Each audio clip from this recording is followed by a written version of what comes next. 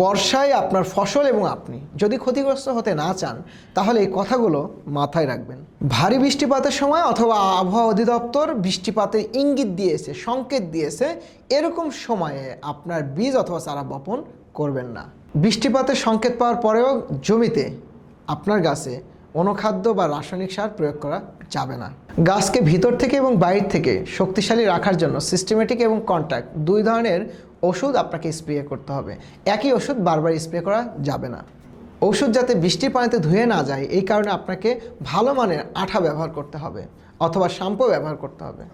পরিশেষে অবশ্যই ভালো কোম্পানির পরীক্ষিত ওষুধ ব্যবহার করতে হবে। মনে রাখবেন, প্রকৃতি একবারই সুযোগ দেয়, মিস করলে চোখের নিমেষেই আপনার ফসল ধ্বংস হয়ে যাবে।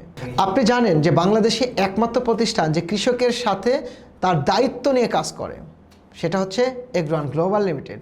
আপনার সাকসেস, আপনার কনফিডেন্স, আপনার সার্ভিস, আপনার প্রোডাক্ট সবগুলো নিয়ে আপনার সাথে কাজ করছে এগ্রোয়ান গ্লোবাল লিমিটেড। সো পরীক্ষা না, নিজের উন্নতির জন্য এগ্রোয়ানের সাথে কাজ করুন। আশা করি নিজের ভাগ্য পরিবর্তন হবে, দেশের ভাগ্য পরিবর্তন হবে।